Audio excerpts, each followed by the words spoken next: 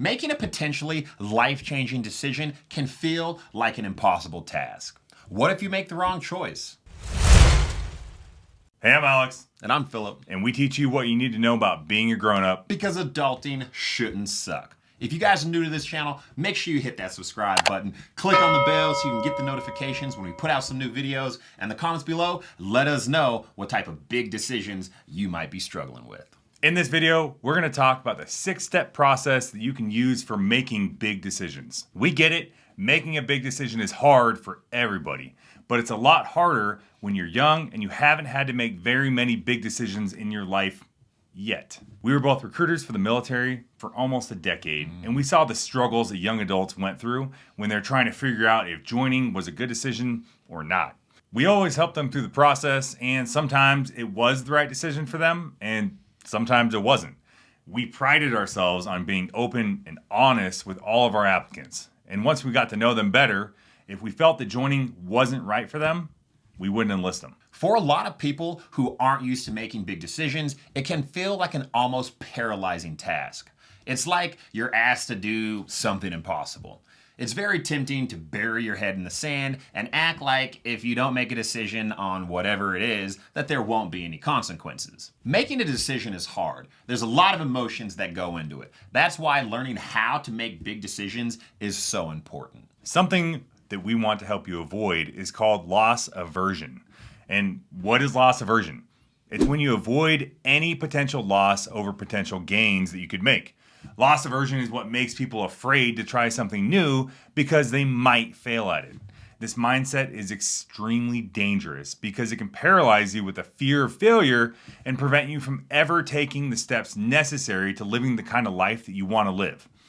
Which is why following the 6 steps for making big decisions is so important. The first step is just asking yourself the right questions. Questions like, what are your options? What will you be giving up if you make this decision?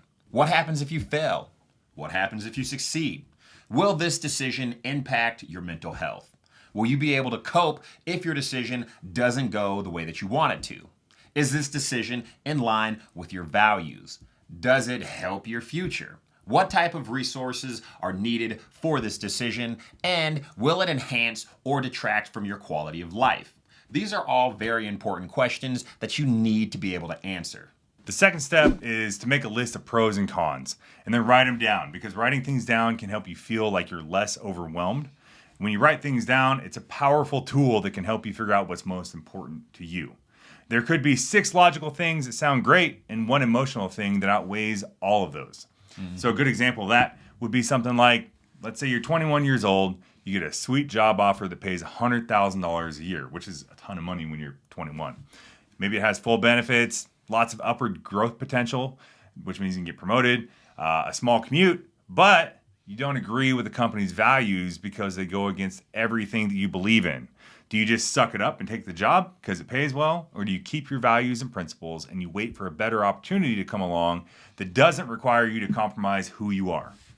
That one emotional thing could possibly outweigh everything else, depending on you. The third step is making time to reflect on your thoughts. Taking time to think about your present and your future self. How do you feel about the decision right now? How will your future self think about this decision? Will you look back and regret your choice, or will you be proud of the decision that you made? You probably don't want to make your choice immediately, so if you can, sleep on it. Always try to avoid making big decisions when you're tired. The next step is the worst case scenario, accepting that there's a possibility of failure. And that's the scariest part of making a big decision for anybody. The possibility of failure, making the wrong choice, can make people feel like they're a failure. But guess what? We're all human. Everybody's made a bad choice in their life. But a bad outcome doesn't have to destroy you.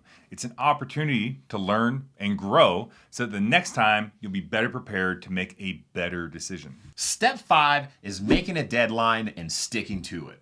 If you have to make a decision by a certain date, then it forces you to make a choice. This can help you avoid decision paralysis, which is where people get scared of making the wrong decision, so they end up making no decision at all and never moving forward. A deadline can help you avoid procrastination, which is everybody's worst enemy. Step 6 is asking for guidance.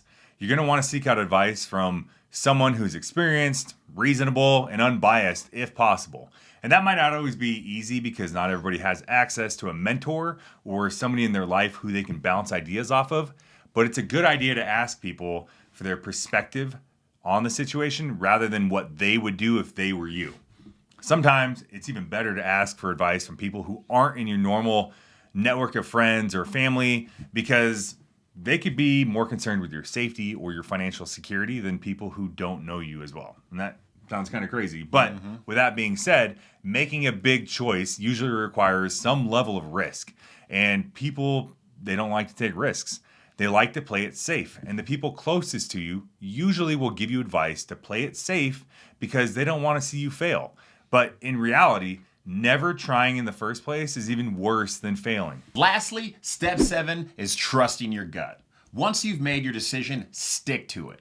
We're all capable of knowing what feels right for our own selves. Your gut feelings are based on your own unique memories, life experiences, and emotions. Those feelings and experiences can be extremely helpful. They provide us with useful insight that our brains might not be consciously aware of. So pay attention to what your intuition is telling you and go with it.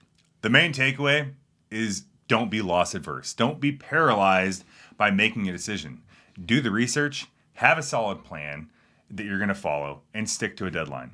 Remember to ask yourself the right questions, write down the pros and cons, make time to reflect on your thoughts.